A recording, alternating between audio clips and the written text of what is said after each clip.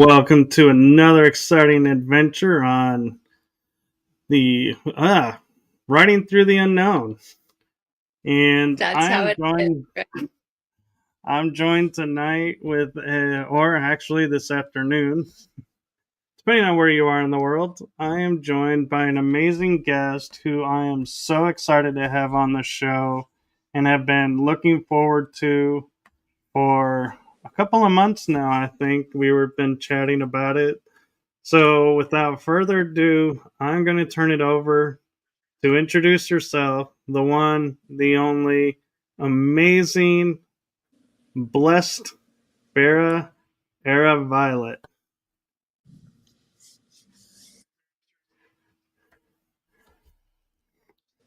How are you? Hello, hello. I think that Hello. was my introduction. So sorry, I'm getting every other word you're saying. Bless. Greetings, everybody. I am Fei'Ara Violet. I'm coming to you. Cut out. Oh, there we are.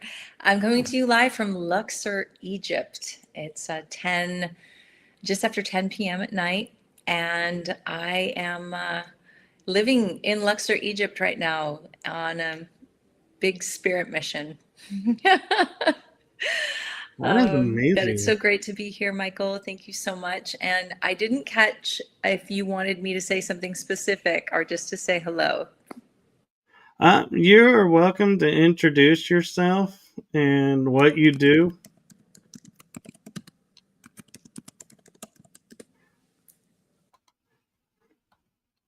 Um, yeah, it's. Introduce what I do. I got that. Yay! One thing about Egypt is the Wi-Fi is very, very slow. So I am a multidimensional heart wisdom pioneer. That has been my title for the last few years. I come from a background of performing arts, of healing arts. I have woven my art forms into one tapestry, and now I work in the field of light, sound, and movement through healing, through different modalities. I work very much right now. In the last year, a year ago this month, I flew to Egypt on a one-way ticket, very spirit guided, and kind of decided to go on my own pilgrimage, a spiritual gym mission. And a performing artist and a spiritual guide, you could say, for probably the last 20 to 30 years. Uh-oh. Gotta love Wi-Fi overseas. So hopefully she'll be back. And I do apologize for the lag and the Wi-Fi. We're doing the best we can to bring this episode. As we did mention, she is in Luxor, Egypt at the time. And so hopefully we can do this episode, and we just ask your patience and understanding for the Wi-Fi glitches. And thank you to everyone who's tuning back in to this episode. We had a little bit of delay this afternoon, and so we are working on getting it fixed. Time change and time zones are always fun for live shows, so bear with me as we try to get her back in and her Wi-Fi strong enough to connect again.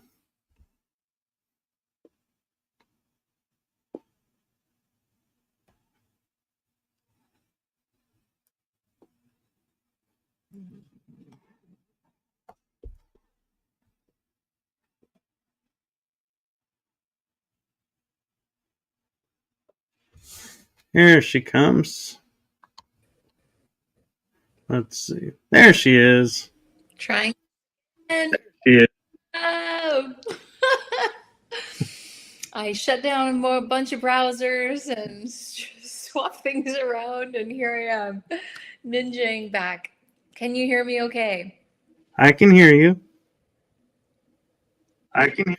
Okay, perfect. So I'm not sure where I got cut off, but should I continue? Um, you can continue. Um, you're talking about working in light. Perfect. Okay, so yes, modalities, working with light, sound, and movement. So worked as for decades as a dancer, performer, choreographer, worked as an actor for years, a singer. And at the same time, I was following a deep spiritual path. And I was slowly creating my own modality of blending creative arts and healing arts. So as a massage therapist, a Reiki master, different modalities of yoga, and of course, a trained dancer since I was in my teens all the way through my adulthood.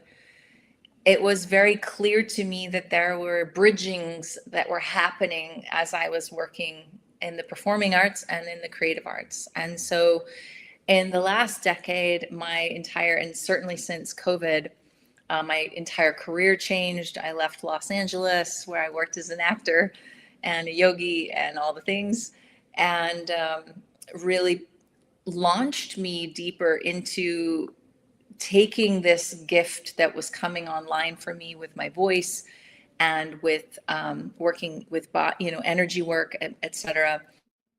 And over the course of the last 4 years, 5 years, I would say my entire modality spectrum has transformed into what I call multidimensional embodiment.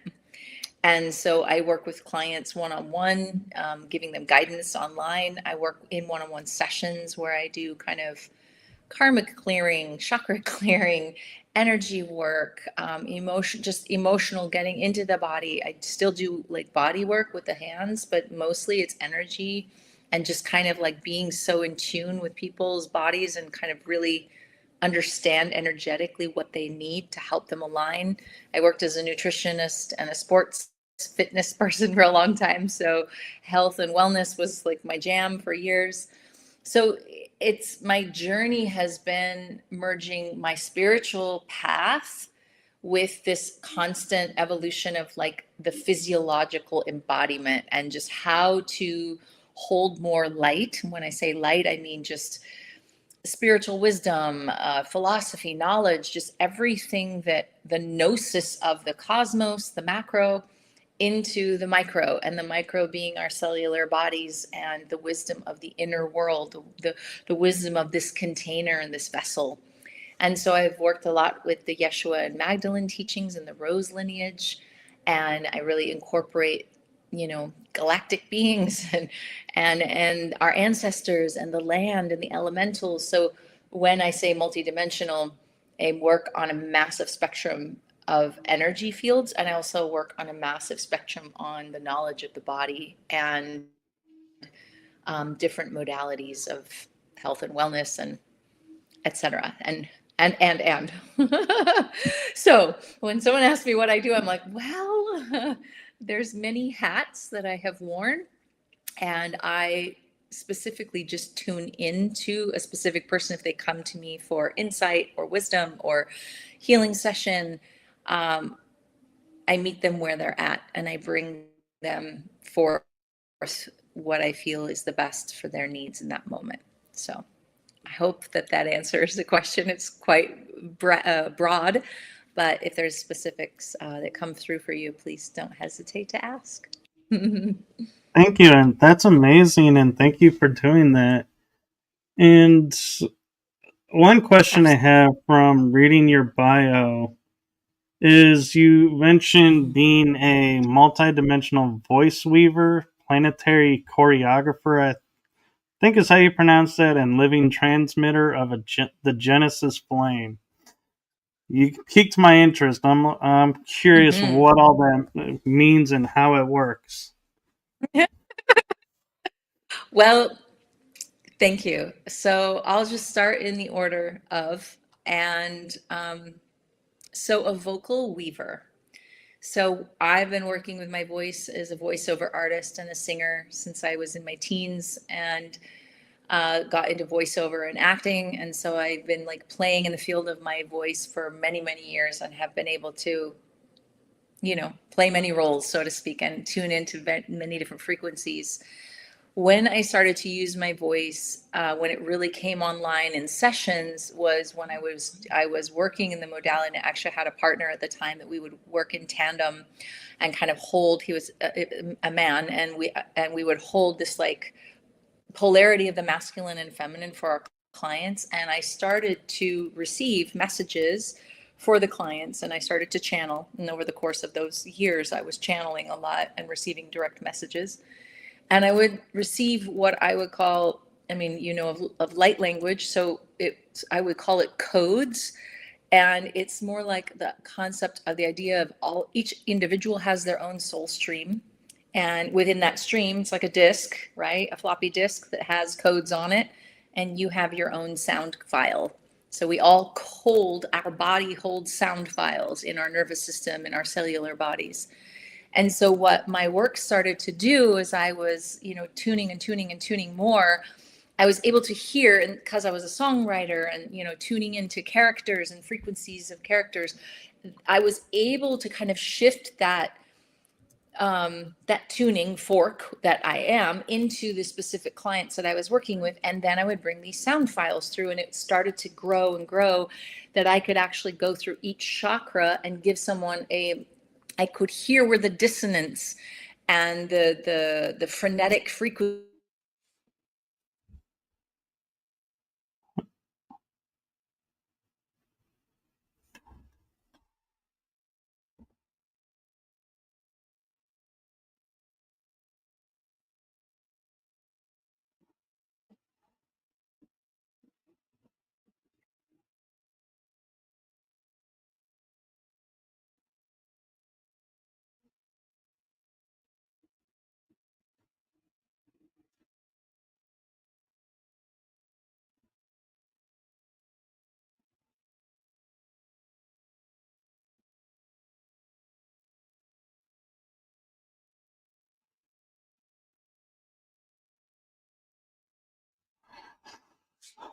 Okay, folks, so apparently we're having another tech issue with the Wi Fi.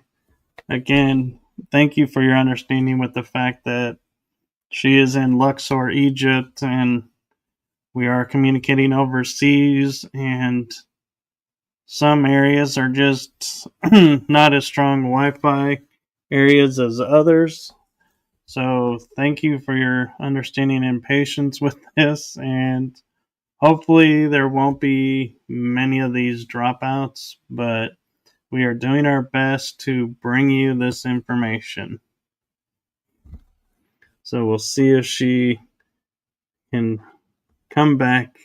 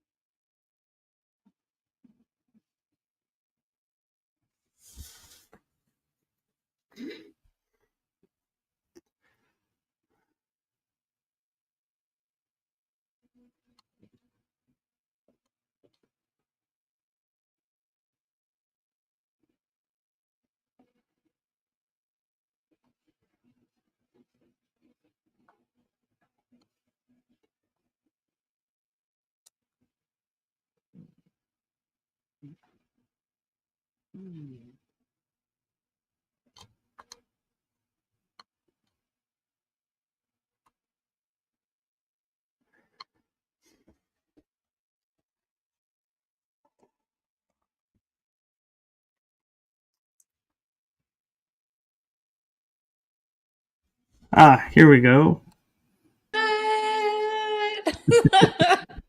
She appears. She disappears. She appears. He's magic. It's my multidimensionality. I had to do work somewhere else. Oh, bless. Okay, so I was talking about sound and light. Okay, so just jumping right back in.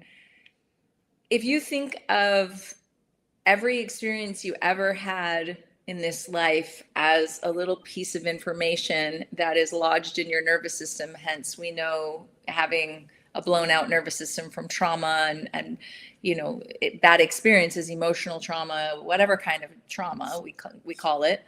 But any experience that we have, smell, taste, touch, through our senses, is lodged into our body like a sound file.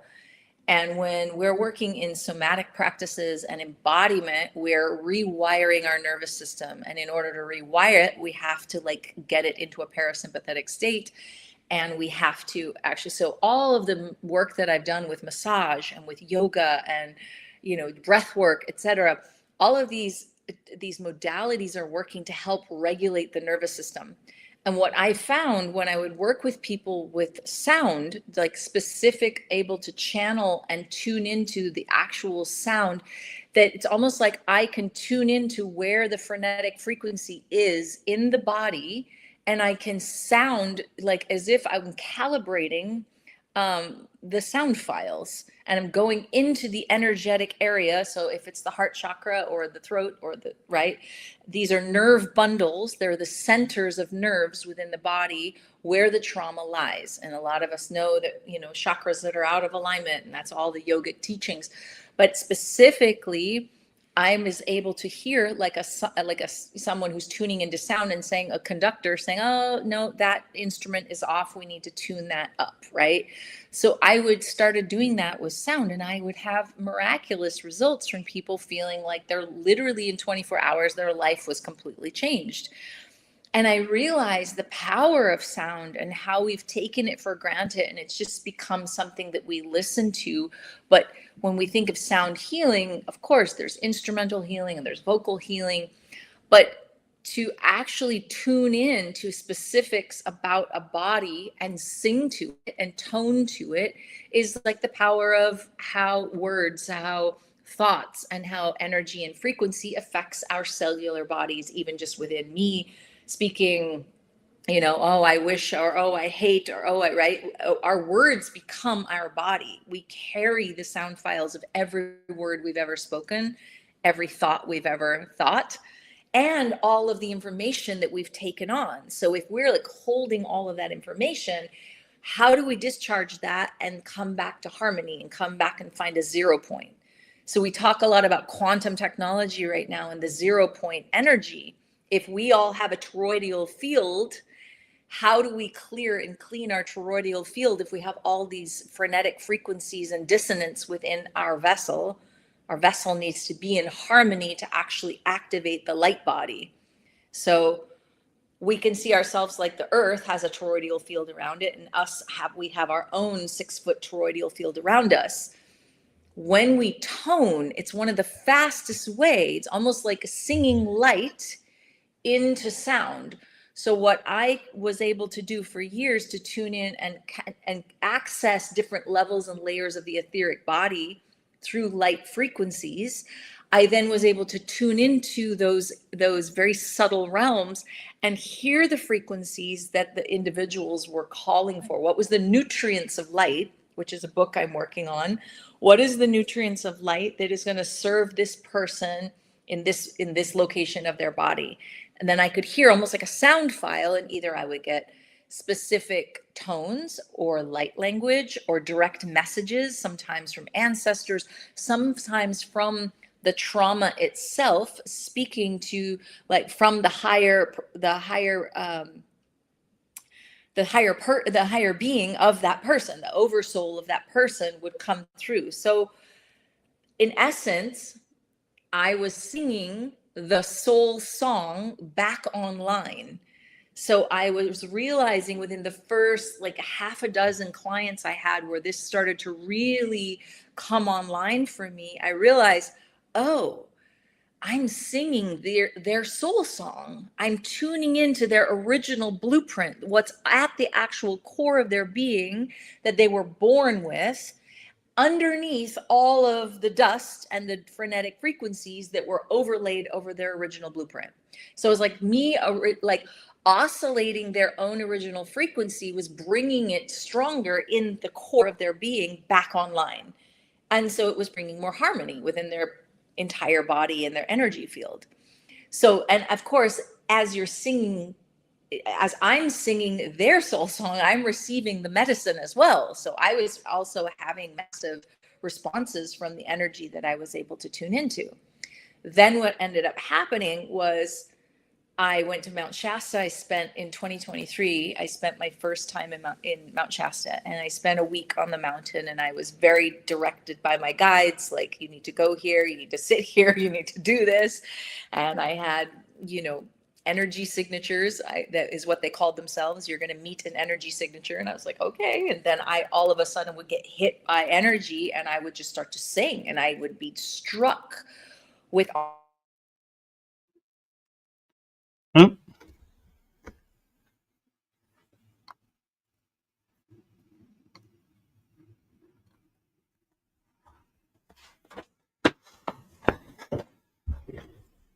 Let's see if we can get her back. Okay, so fingers crossed that the Wi-Fi will pick up and she can pop back in real quick. I will admit it's a little frustrating as a host dealing with this, but we just do the best we can, and I appreciate your patience and understanding, and here we go. I'm back again. I'm jumping between the hotspot on my phone and Wi-Fi. It's like, seems like they just give me a small window, and then I got to jump to the other one. Okay, so Mount Shasta, I spent a week there. It was the first time the elements started to channel through me, like specifically like trees, rocks, water. I was getting almost like a medicine experience on the mountain because I started to be able to hear the specific frequencies of nature, and I could hear their song. And it was almost like they were happy when I started to sing their song. And it was profound. And I had a transmission on the last day. I was sitting by in Panther Meadow up on Mount Shasta, and I started toning, and I was recording it on my audio, my audio dictation, and the water's flowing by, and I'm just sitting there in peace and singing and singing and singing. And the sun was shining through the trees, and I'm hitting these tones that had never, I would say never, I had never accessed before. And something happened where it sounded like everything went silent, but I could feel the tone coming out of my mouth, but it was almost like I hit a resonance that was the equivalent of nature. I can't even describe what it was. It was almost like time froze. The wind stopped. I couldn't hear anything. Not my voice, not the wind, not the water. And I was like singing, and I had a full pineal gland activation, and I saw the Merkaba in my pineal gland light up, and it was almost like plasma was coming out of the center of. My eyes were closed, and I'm like, what is going on? And I opened my eyes, and this little fairy, I swear you not, fairy, flew across the sky. And I was just sitting there like, what is happening right now? And I'm like, this the highest note I think I've ever held for a super long period. And it just, yeah. So this happened short after I had a throat activation, about a half an hour later, further up the stream. And I was calling, like it was like an eagle sound came out of my throat. And after this, the message that Mount Shasta left me with was, you must sing to the waters. And so I was no joke. On my drive home, I went through Vegas, and I was at a hot springs in Vegas, singing to the waters.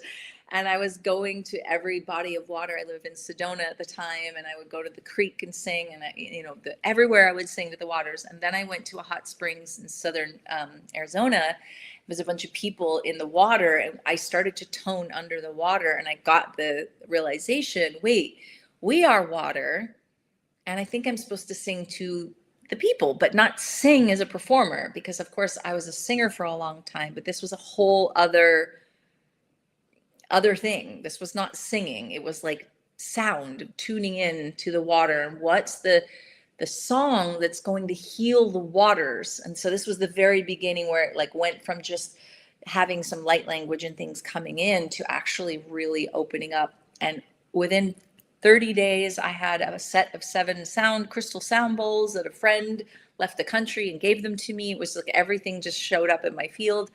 Boom, I did my first sound healing, which was like a live channeling.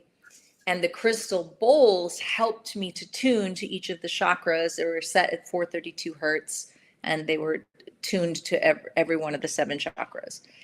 And what started to come through as I started doing these sound healings, and at first I just offered it to friends and was like, oh, 5 or 6 friends, here, lay down, let me give you a sound journey. And I was just opening up to what the bowls had for me, and tuning into more of a collective field as opposed to an individual. And what I started to see and feel and experience, I would go into a deep theta state and my voice would be taken over. I would be literally singing multiple streams of soul songs, all harmonizing at the same time. So I couldn't tell you in the moment whose soul song I was singing, but I was feeling the collective room. So I would explain to them, I'm going to tune in to your souls, your song, your original blueprint. And I'm going to sing. And when you hear me going into like kind of off sounds, like a little dissonance, I call it like the laser sound. Like sometimes where someone has a trauma or there's a deep blockage in the body or there's something going on, I would get these real guttural sounds or like deep Tibetan sounds or a Native American or, in the root chakra, and real just like grovel, or almost, as some people said, I sound like a didgeridoo, like a natural didgeridoo coming out. And so I realized that the gift that was coming online was not, I'm not thinking about, oh, I'm going to sing a song. It's not music. It's literally an activation or a frequency alignment, a recalibration with sound of your own song. And the way that I would explain it to people, within our DNA, and this is where kind of the Genesis flame and the planetary choreography, and I'll get a little bit into that, but that's like really the spiritual mission that came through for me when I came to Egypt was that I was working with a master called Serapis Bey. I don't know if you're familiar, never had heard from him. He started showing up like 8 days before I left to go to Egypt. He started coming in. I was like, who is this person in my meditation? I'm like, gotta show yourself. What is this? And my girlfriend and I were doing a drive across the country, and she was listening to an audiobook, and literally I was sleeping in the back of the car, and I heard she's listening about something, Master Saint Germain and Serapis Bey. And of course I know Saint Germain and have worked with the I Am teachings for a long time. And I sat up in the car and I said, Serapis Bey, who is that? She said, oh, it's an ascended master. I look him up online. Literally, this was 2 days after I'd had these visions, and it was the first Google search of Serapis Bey. I'm like, that's the man who I've been seeing in my visions, in my meditations. What does this mean? So I do all this research, and Serapis Bey was the master and the 4th Chohan of light. He was the master that was in charge of the ascension flame when Atlantis fell. And so Serapis Bey, Saint Germain, and Thoth left Atlantis and came to Kemet. Didn't know any of this. All of a sudden, Serapis Bey is showing up 10 days before I leave to go to Egypt. I'm like, whoa, you can't make this stuff up. What is going on right now? I'm like, okay, I'm a humble student of what this is all about. So he's basically comes in intuitively, subtle. It's not like I'm seeing a vision. I saw orbs, like in my meditations. I could really like tune in to see what shapes and forms and colors and whatnot. And he always showed up as 4 orbs of light. And then I saw He's the fourth Chohan, and the master that's in charge of stability, discipline, and devotion, and the ascension flame. And so I thought, oh, 4 orbs of light. So all this to tie in, I go through a year and a half of doing these sound journeys for people, recognizing that I'm having this vocal gift come online and I'm channeling. I actually ended up going out for an expo in Florida to Sarasota, and a girlfriend of mine, set me up at this retreat, or this expo, and I had clients back to back signed up with me, and it was the most clients I had seen in a 24-hour period ever, other than like when I was working in massage, therapy places back in my 20s, and it was like back to back massage therapy clients. But they all wanted to have this experience of the sound journey and the calibration, the soul song sound journey. That for me was one of the most powerful initiations, because I had to sharpen my tuning fork, so to speak, so much so that I was, every 30 minutes I was working on another person. I had like 12 people in one day, and I was like, what is going on? And after that, it was almost like it took off exponentially, of how fast I could read and feel and tune into a room. And since then, this is just this year, this was February this year. And so since I've been in Egypt, I've had a lot of clients. I've had more clients back in Sedona when I visited over the summer, and then also again in Florida.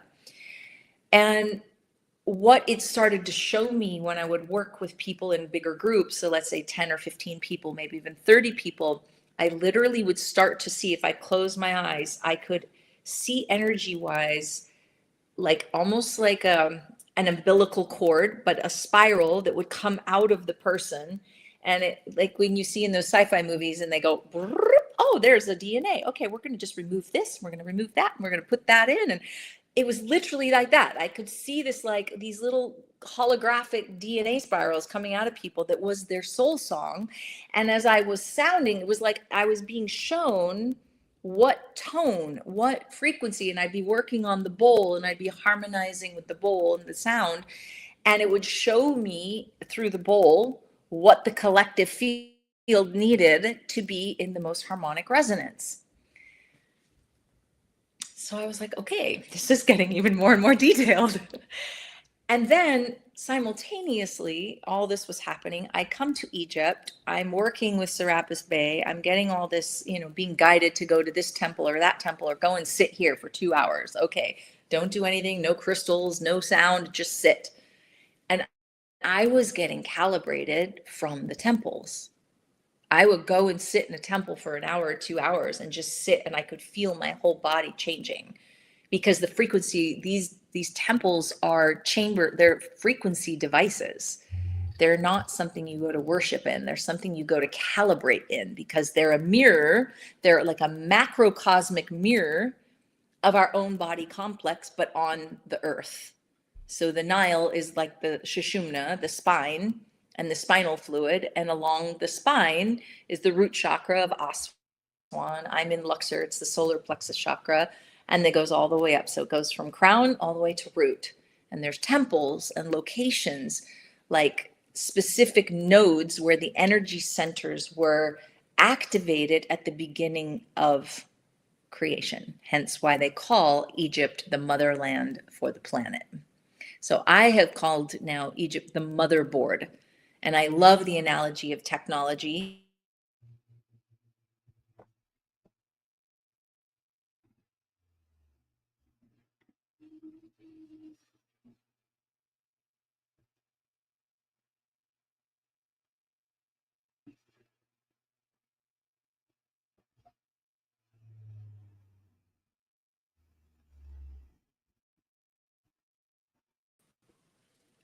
I'm back. Okay, I just jumped onto my hotspot here. So you were talking about Egypt being the motherboard. Are you there? Are you there? I think you're Yes. recording. Yes. And so the last thing we heard was Egypt being the motherboard.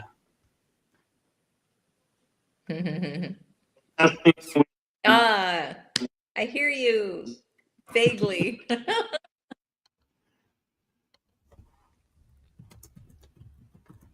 Let's see.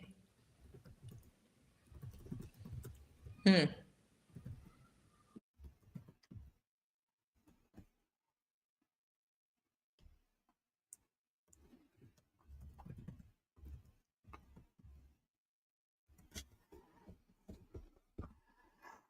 Okay, let's see. Gotta love Wi-Fi, especially when you're jumping between two different Wi-Fi's. So thank you guys for your patience, and I hope this is all coming through clear and the lag is not interfering too much.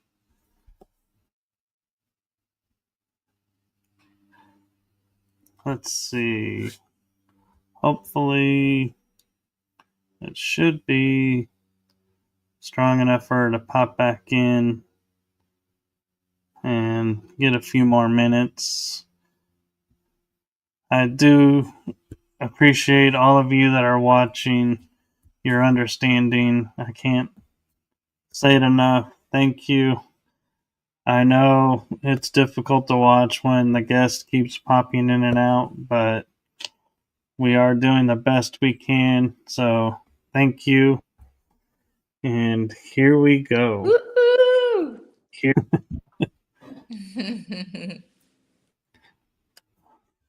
So, can you hear me now? That's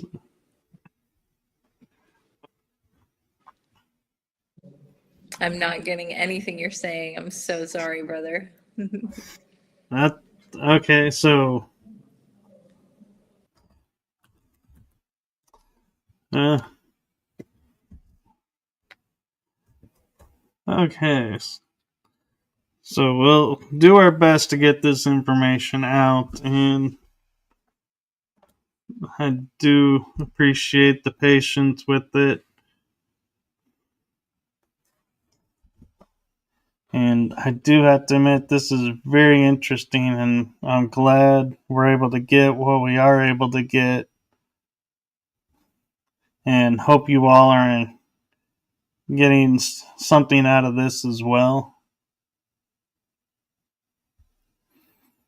And I will say, from my personal experience of being in Egypt, that yes, the Nile, when I visited, Aswan was the root chakra, and then each temple we went to towards Cairo and the King's Pyramid would then be the crown chakra. And so it's very empowering visiting the temples and stepping in the energy of the land. And we'll see if we can bring her back in. And here we go. We'll try again. Okay. Fingers crossed she can hear us.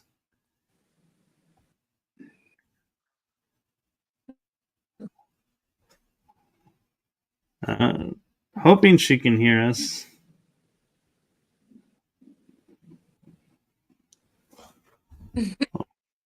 We'll see I if we can hear can. you. Yay. Okay.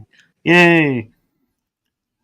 I was mentioning the last thing we heard from you Can before you can cut you out was Egypt being the motherboard. Beautiful. So yes, if we think of like anything, any computer, any device at this time, there is a motherboard. We know what the motherboard means. And in the age of digital work, and what I have discovered with the activation I received and the awakening I received and the initiations I received the first 2 weeks I came here last fall, which was like September, October period during the eclipse season. my vessel was pummeled through all the locations I went to. And when I went back to Sedona, I got the initiation of, like, the stomach bug couldn't get out of bed for a week. And I literally had spirit telling me, you're going to go back to Egypt and you're going to lead pilgrimages there. And I was like, what are you talking about? No. What do you think? Me? What? Was never on my radar. However, I had started getting direct channels in March, April of last year, of 2024. And I was very clearly told, sell.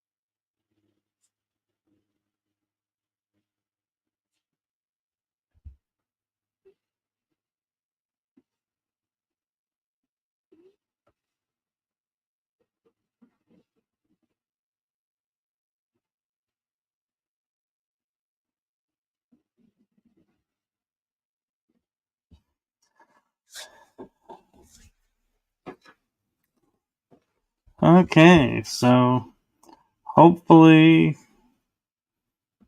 we'll get her back and be able to continue this. And let's see see if she can hop on her other Wi-Fi and get enough strength.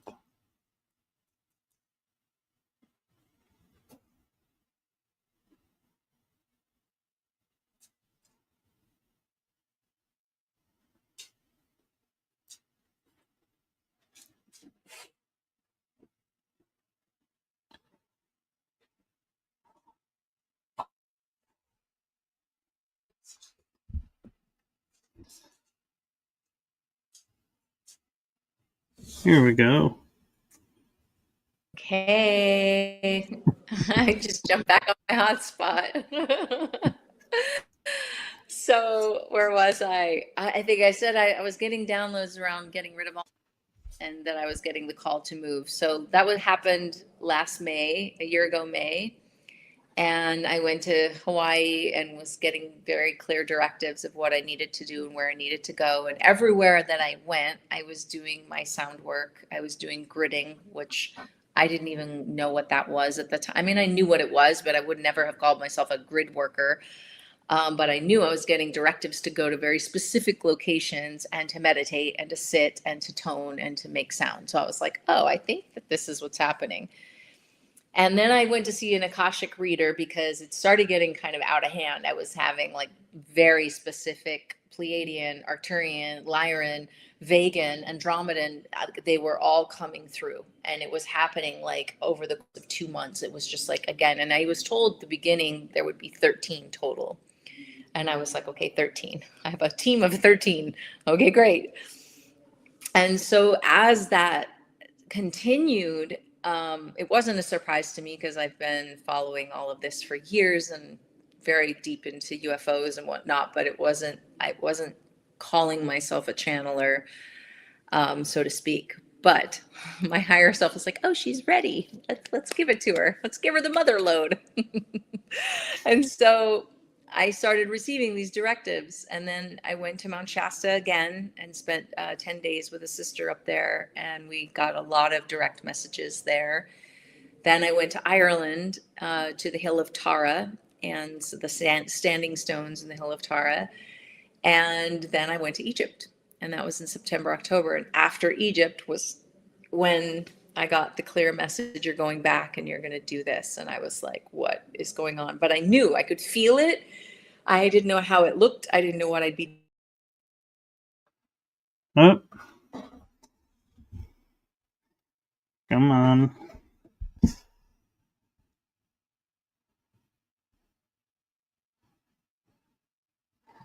It's kind of interesting when you think about It's almost probably 11 midnight in Egypt, and Wi-Fi is dropping out, and makes you wonder who's on the Wi-Fi at that hour. Because normally a lot of people are asleep, so it's kind of interesting. Must be a lot of people talking with their loved ones around the world. But here we go. We'll try again. And she's back. She's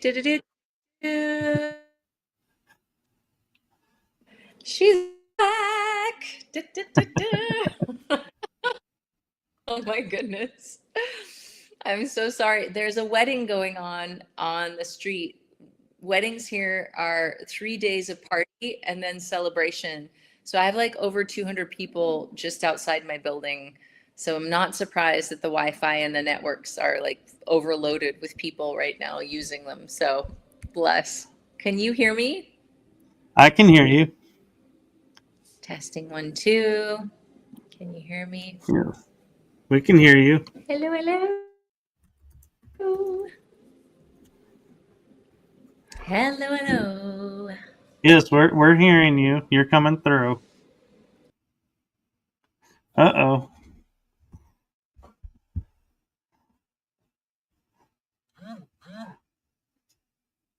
Wow, 200 people at a wedding. That's quite a list and quite an event. So that explains why there's so many people on the Wi-Fi. Wow. Well, hopefully she'll be back and we'll get to hear some more of her experiences and story. Here we go. Let's see. Is she back? Here we go. What? Okay. Okay. Did you hear about the wedding? I can't popped Yes. back on for a minute and I don't know. Okay. So there we go. So yes, I land back in Egypt and my initiation was Serapis Bay, which I then found out like 2 weeks after my girlfriend sent me a bunch of information that he had an etheric retreat over Luxor Temple, and I just happened to be staying 10 minutes away from Luxor Temple across the Nile. So, the coincidences, the synchronicities, the whoa, this is not happening, but it's really happening was happening. And so for the last year, I have been living in Egypt. I did come back to the States in June through September. And the level of which Egypt has shown me what she truly is as a motherboard and why there's so much attention on Egypt, why there's so many souls that are being called here, which is to be recalibrated and to be like a node of light, because we each have a very specific signature and we are all awakening. We're all in this ascension process to coming back into our Christed consciousness, to coming back into our galactic and star family and unifying the fields, because there is no more polarity, there is only unity. And they above and us here, and the infinitely small. Oop.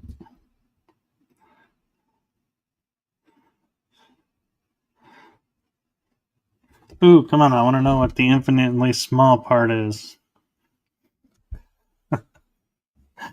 So hopefully we'll get to hear that here in just a moment as we work on getting her back on. And oh, we seem to be popping in and out faster now. All right, she's back. I hope. I think. Oh, we might need to jump Wi-Fi again.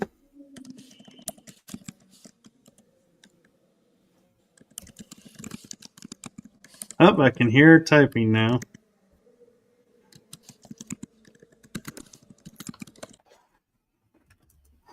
Okay. So we'll see if we can get the better of the two Wi-Fis back up and connected so we can hear more of the story and experience. And Egypt is a wonderful land, a beautiful land. If you ever get the chance to get there, highly recommend it. Do be safe going there, though. Don't take unnecessary chances or risks. Just stay on the path, stay with your group. It is an amazing place to step through and visit and go through the chakra initiations or activations. So we'll see if we can hear more as she's popping back in. Let's see. I'm not sure if you can hear me. There we go. We but can hear at you. least I can hear myself for a minute. Oh, bless. So the motherboard of Egypt, mirroring the planetary motherboard, which she is also activating in our motherboard, which is helping the heart remember the unified field. So I talked before about the toroidal field around us and the 0 point. When we are thinking about 0 point energy, we're clearing distortion out of the matrix that we are encapsulated in around our planet. We are also encapsulated in some ways. Some people are encapsulated in matrices around their entire being, hence their auric field, their energetic bodies are completely out of attunement and alignment. So the back to the work that I do is to recalibrate and harmonize people's energy bodies and sound files within the physical structure. And when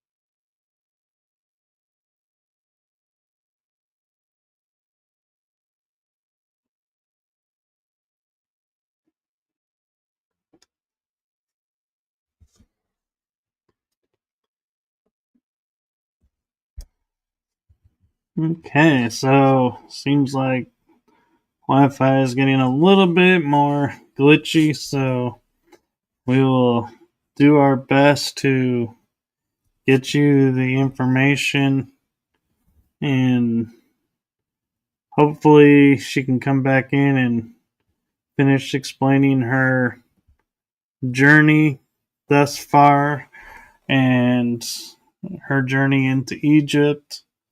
And so we'll just take a moment, be present, and see if we can't help visualize her Wi-Fi getting boosted so that she can come back on and finish with the episode.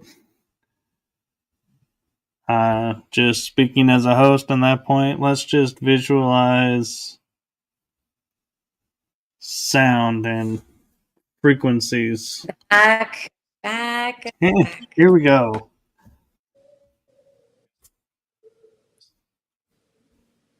Welcome back.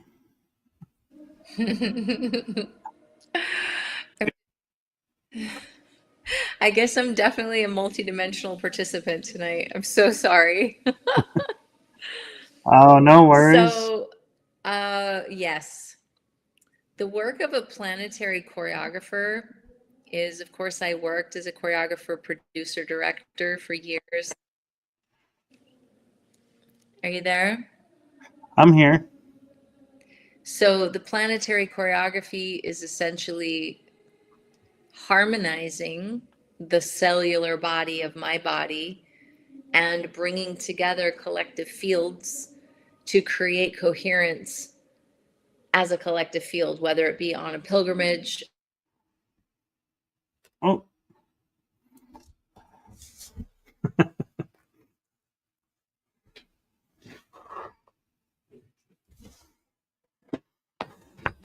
Okay.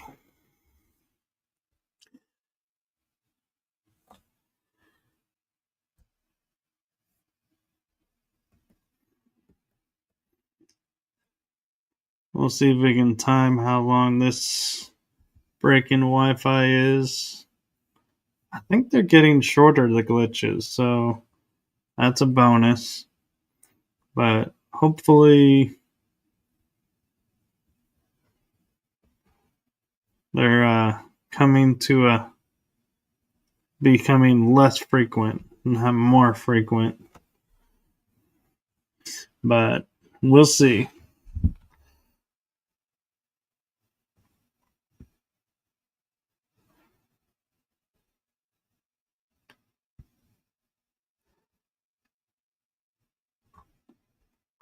Yep, here we go. And try again. There we go. For a minute. Woohoo!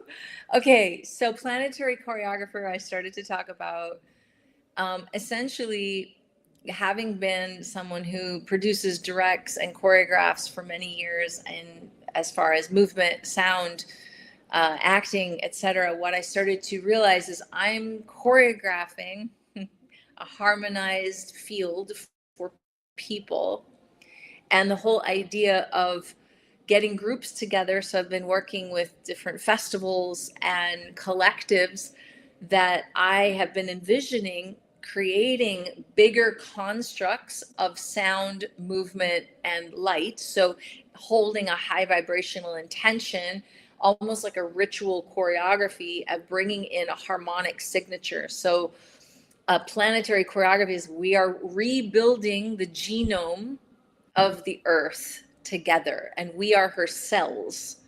So if we're building the light body of the planet to come back online, just as we are receiving our light body and our codes from source and from the galactics and from the angelics. So we are a part of her body. We're the cellular bodies of Mother Earth. And as we activate and we remember who we are, she activates and remembers who she is. And so the whole vision I continue to have, and it's a part of the book that I'm writing, Nutrients of Light, which is kind of the end of the book, and I'm not well deep into it, but not close to done, is an invitation for people who feel a resonance, because so many people right now are getting calls to go to specific locations. Why do I have this call to go here and sit here? And why was one of my favorite movies Close Encounters of the Third Kind? And I know that feeling. I know telepathically when I'm getting a sign. I know when I dream about beings that are showing me things and telling me to go places. I've been doing it all my life. I've seen UFOs. I've had the. And so what I have been shown is that I'm a planetary choreographer of creating large events to help bring the harmonic convergence, so to speak, within the bodies of the individuals, and then within a choreography of sound and movement, like every tribe that ascended, the Mayans, the Peruvians, all of these ancient tribes that disappeared. Where did they go? Did they ascend? Did they get picked up by the mothership? We don't know, right? So even the ancient Egyptians, they had these ceremonies where they would commune with the gods. Does that mean that they were communing with the higher consciousness of beings from another dimension, another reality? Are they UFOs?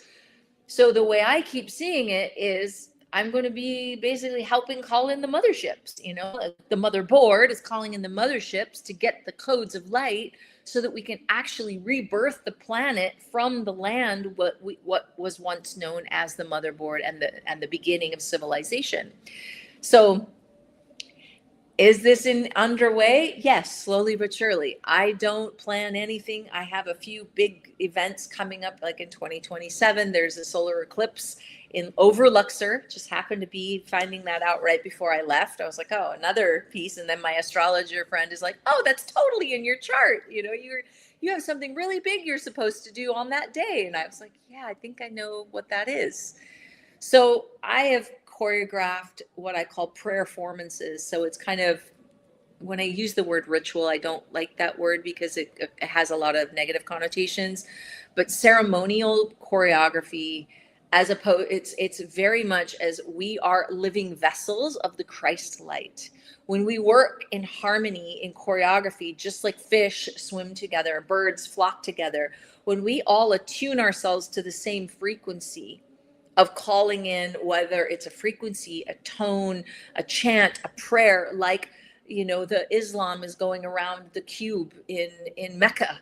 They are doing something with the energy, with their own bodies. They're creating harmony. 5 times a day, the mosques are singing here. I feel that frequency. It's actually been recorded at a 432 hertz, which means it's sending out waves of harmony into the atmosphere 5 times a day. Islam is probably, for me personally, I've never lived anywhere where there's Islamic people, the most harmonious, like heart open people. There are distortions in it, absolutely, for sure. And I'm very aware of that. But I also see and feel what the medicine is here and also where they need to be calibrated as far as like a collective field. But so many Westerners and light workers and spiritual workers that are getting called to come to Luxor, called to come to different locations in Egypt right now, it's off the charts. And I'm getting people from Thailand and from Bali and, oh, you're in Egypt. I've been feeling I got this call. And what are you doing there? So I know that I was placed here at exactly the right time because I know that the work that I'm here to do with the sound, with the choreography, and with how we're bringing humanity together as one unified field. And if the nodes of light, if we think of a network and a computer, we have a network. Obviously, we had a bad network here to connect us, but the network are creating hubs, and the hubs of light are the light workers. We've gone through phases, right, since 2012, and then obviously 2020 activated a lot of other people. Now we're going through another cycle. We're like the next phase. So we're bridging, we're creating a new matrix field around the planet by consciousness expanding, by our own bodies expanding, and knowing that there's nothing outside of me that's more powerful than me, because I am that I am. Yeshua said, you are the kingdom of heaven. The kingdom of heaven is within you. That means I am source creator. You are source creator. We are all source creators. I create my own reality, but I can only create the future beautiful reality if I'm in coherence with my electromagnetic field and I don't take on anyone else's energy.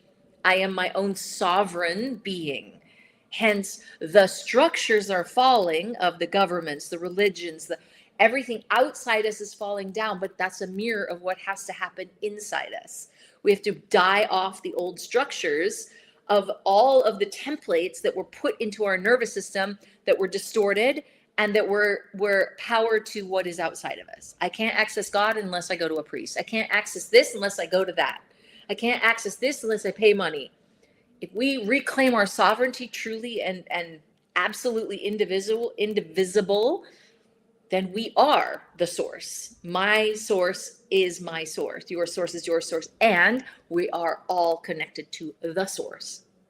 Whether you call it God's source or the infinite source or the monad, there's many different names for it, but we are the I am presence of source. And so the work that I do is to help people reclaim their embodiment. It's what Yeshua, what Magdalene, what the masters did to ascend the ego, to ascend the density of this reality and know that we come from light and we are going to return to light, whether we do it in death and our light body it goes back to be recycled and their body. Do we die or do we actually ascend, while like the Egyptians believed that they could ascend and go from one consciousness in one body into another dimension, into another body, and still remember who they are. Hence, like we call sometimes walk-ins are told, but this is what the pharaohs did. They were mummified. They were put into tombs with their gold, with all the inscriptions of their life, of who they were on the wall, to remember, when I come back, I might be gone for 3 months or 6 months. I might be dead and on another reality, but I might come back into this body. And so if I come back, I want to know who I am and what I was, in case I've forgotten. So again, I'm throwing a lot of information at you right now, and it's so exciting because I have like a full connection here. But this is kind of essentially like what has come into my field in the awareness of why I'm here, because I know that I've walked with the light my entire life. I have been involved in spiritual organizations and UFO cults and everything, because I've been fascinated about creation and why we are here and what am I here to do. And I have had it in my head, I'm here to save the world, since I was a child. I've seen UFOs, and I knew that I came from there. I know that my Lyran Pleiadian relatives are my higher self, and they're there like, you got it, girl. You're just down there doing this little human job, and keep going.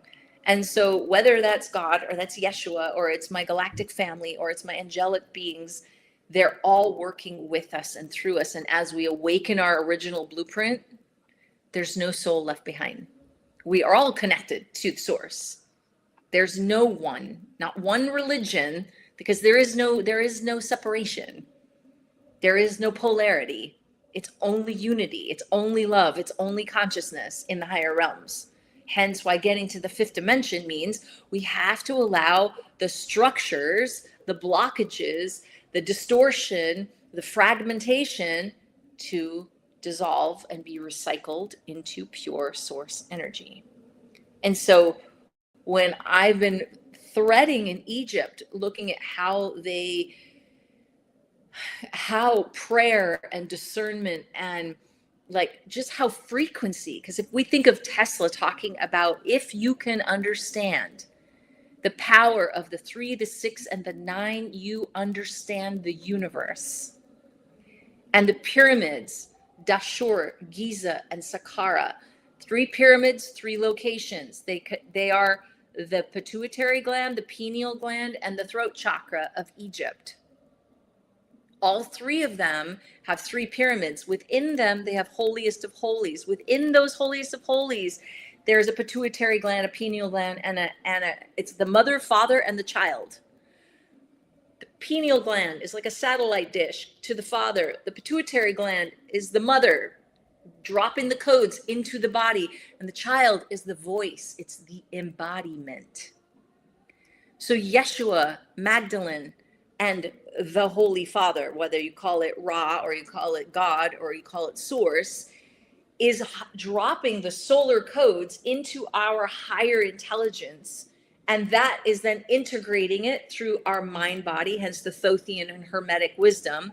The pituitary is dropping that information into our glandular system to heal and allow our cellular bodies to remember what it is we are truly here for. Truly. Not work, not marriage, not family, not all the things. Our spiritual divine birthright is to be beings that work in harmony to create whatever we want to create. Magic. To create. We are creators. We are creator beings. But we learned through a limited perspective called the Matrix that said, no, this is the only bit that you can see. And obviously there's many of us that have been trying to pull the blinders back our entire lives so that we can see more through the veil. I want to see more. I want to understand more. And this is a lot of what's also you see in the Egyptian, temples, is that to ascend, it takes massive, it's like a kundalini. If someone has too much kundalini, they can fry their nervous system out and go cuckoo and have a heart attack or just literally burn out. So it's like a threshold. How much power am I allowed to let through the threshold? And can my consciousness hold that much light? My father just passed away in October. He died of Parkinson's and dementia and old age. I observed him over the last like 5-6 years and how Parkinson's hit his system and researched about what Parkinson's was. But my father was a deeply spiritual man, followed Osho and meditated all his life. But I watched him deteriorate because he didn't know how to integrate the light into his body. He was holding an old template of an Eastern European man and a little bit chauvinistic and very this and very, stuck in his ways. What is that? That's calcified thought. Calcified body is mirroring the calcified thought. I can't get out of my old ways. You can't teach an old dog new tricks, right? If you want to have more light, you have to surrender.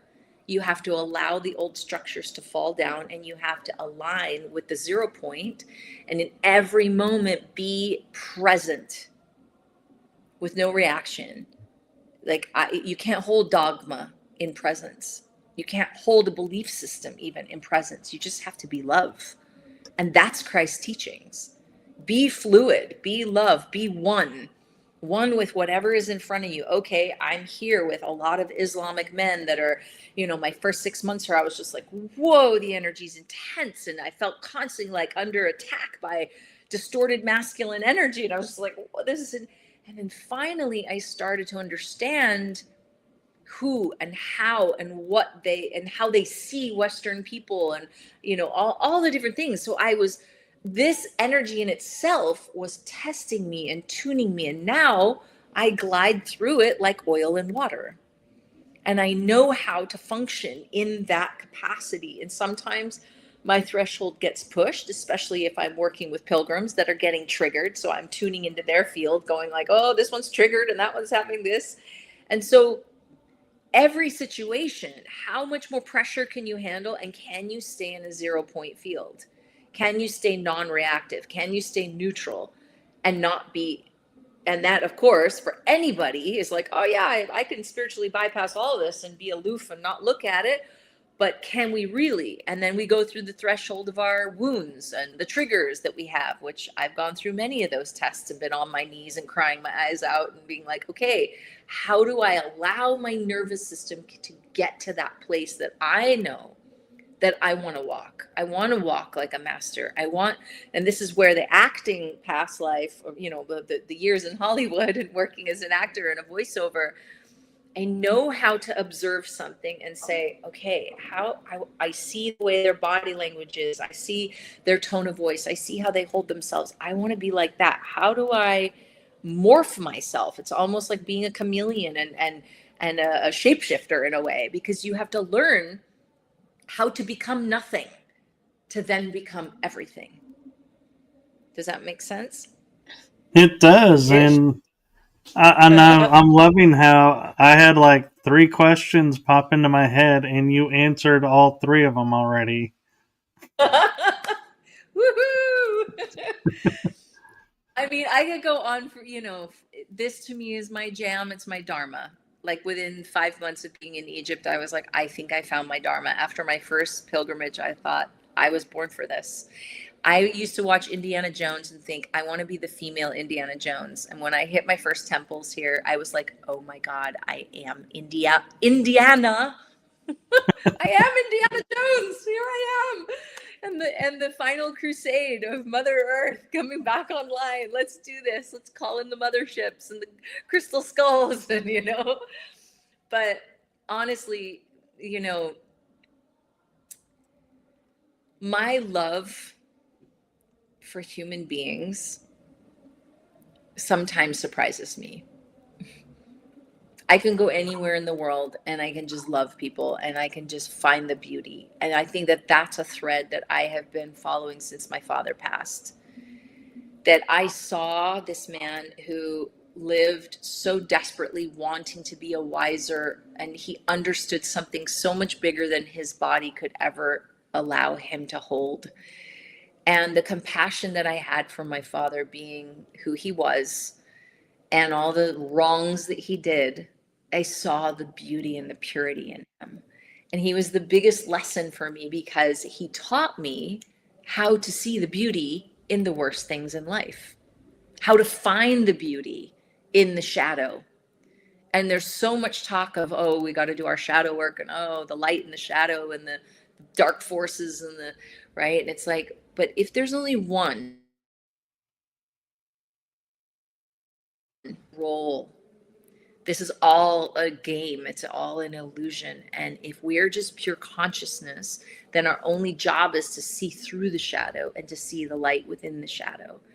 And that's something that Luxor taught me. And I met some young girls in their 20s tonight, and they were like, how are you dealing with the energy here? It's so intense. And they're from Poland and telling me about their spiritual experiences. And I said, you know, I had an encounter last March where I can't even tell you. It was around the equinox. It was 2 days before. I was on like 12 hours. I felt like my nervous system was being pummeled by electricity. And I was on my knees, like praying to God, like, please make this stop. It feels like a medicine journey that won't ever end. And will you please show me what this is for? And I was being shown psychically the underbelly of Luxor and of the planet, tunnels, like just dark, dark stuff. And I was like, why am I seeing all this? I know I have I'm like, my third eye is wide open. And sources said, you don't need to do anything. Just shine the light on it. Show it to me. Like, bring the light to it. It was almost like I was being a vessel from source to just go in and see it. Don't do anything. You just need to see it.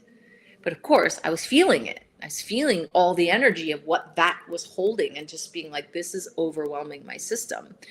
And finally, I'm not sure if you're familiar with Sekhmet. She's the female lion. Yes. Okay. Her home is in Luxor.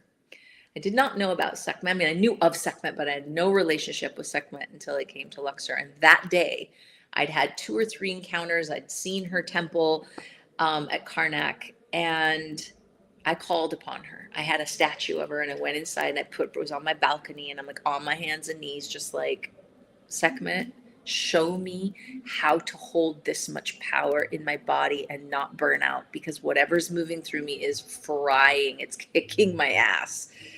And she, in her statue, she holds her staff, and at the top of her staff is a blue lotus, and it's right in front of her solar plexus, which means she represents the destroyer of illusion, kind of like Kali Ma in the Hindu. And so her job is to burn all illusion. And so as soon as I invited her into the field, I realized what I was doing. I was burning all the illusion. And so whether that was illusion that was inside me, or whether it was the literal illusion I was seeing from the collective, the shadow is, I'm not going to say that it's not real, the atrocities that are happening in the world. We know that there are an astronomical amount of things happening in the world that no one would want to even know that it exists. I know that. And I've been down every rabbit hole. And so to burn through that and bring source to it is like, just show God what exists and let God do God's work, if I was to say it in that terms. And so Sekhmet is showing me how to hold that much light in my physical vessel and not burn and not fry out. Show me the underbelly, show me the shadow, and allow me to stay cognizant and in my 0 point and not destabilize my center. And so this was the first time that she came into the field, and now she's just like, she's always with me. And so this is kind of how Egypt initiated me, through thresholds, through deities. And I don't see Sekhmet or Serapis Bey or Yeshua or Magdalene or even Source outside of me. If we are stars wrapped in skin, searching for the light that's always been within, we are the infinite expressing itself through a physical vessel. And each one of us is a universe. And so each one of these frequencies that we get to experience and align with is a part of us. And so me attuning to Sekhmet was like, oh, now she's not outside of me. She's one with me. Oh, Serapis Bay. Oh, he's not outside of me. He's not this guy that shows up in my mind. He's a part of me. He's a part of my infrastructure now and my soul blueprint. Oh, when I tune to Saint Germain, when I tune to Archangel Michael, they're not any more outside of me in these ideas of something far away in the ether. They're actually nutrients of light that has calibrated themselves into my soul field. And that's where, again, I work with light, sound, and movement, because that's the trinity of Egypt, is light, sound, and color. But color for me is movement, because it's the movement of light and sound, which makes different colors. So every angel, every master is represented by a color, and a color is a frequency. And if we're on a bandwidth of creating frequency and everything is a 369, well, then we are on a spectrum of that frequency, and we can create our reality by harmonizing ourselves to the frequencies of the everything and the nothing. Yes. And we're approaching an hour and a half, and so I want to take a brief moment and say from my heart and the heart of my show, our condolences for the loss of your father. Thank you. And so, go ahead. No, it's okay. It was an incredible rite of passage, and yeah, I felt it 2 days before, and I didn't know what it was. And then when he left, and then I felt his departure, and I realized he knew that I was ready, and I knew we had a soul contract. And so it was pretty profound to know where I was coming to in my own spiritual journey. And it was almost like his soul tuned into me and knew, oh, she's exactly where she needs to be for you to go now. So yeah, it was profound. But thank you. I really appreciate it. That's a beautiful gift, and I want to take a moment and allow you to promote and share your work and what you have, all the companies that you have founded. So I'll let you take a moment for that. Beautiful. Thank you, Michael. So where do I want to begin? My work, Fei'Araviolet.com is my website. That's pretty much my go-to place, and that kind of explains the soul song or star song sound journeys I do, the body of work that I do with like individuals. I have online courses called Multidimensional Embodiment, and I work with people one-on-one. I am presently I've done 3 pilgrimages this year in Egypt, and my next one is in February of 2026. And I have another one in March, and I have another one in April with different people. But the first one in February is mine, and then the other 2 I'm sharing with 2 different sisters I'll be doing. So those will be promoted on my website. And just trying to feel into what would be, if I think like my social media on Instagram is Courageous Love Now, and I'm on Facebook as Fei'Ara Violet, and you can find like my business page and my private page, and I'm always open to connect. Essentially the work that I do and continue to do is forever evolving. And I am back in the States in Sedona, Arizona. I'll be back there for a month between December and January, and then I'll be back there in the summer next year. So if you're passing through there, I'm always putting on events. One of the businesses I started was Frequency. It's a frequency brand called Frequency. And it was like I was joking with the song, get your freak on, get your frequency on, right? And that's how it kind of was birthed. But I then threaded it. So I did kind of a comical version of like just joy and what's, the different frequencies of joy and frequencies of this and that and the other. And it's coming soon. And the other is Free Queen C and Free King C. And that's very much around the divine union and the wholeness of my free queen on the sea. So I call it the free queen, meaning the queendom within is awake, and I'm on the sea of the infinite possibilities. So I'm a free queen sea. And then of course there's a free king sea. So yeah, that's a fun little thing that I'm starting. And the other my multidimensional embodiment, I also promote what I call the Atomic Swan, which is a brand of like t-shirts and different things to help women truly feel, and I mean it can be a man too, but it's basically called empowering your grace, that in order to hold a larger capacity. So if we call of I used to like have these initiations where I'd say to people I went atomic, where the energy was so big in my body, like I would oscillate and shake, and like so much energy was moving through me and I couldn't figure out what was going on. And then I realized that I was able to hold that much, hence, up into the threshold of Sekhmet, I was able to hold more light. And I was now able to do it like Mother Mary and Magdalene. At least that's how I see it.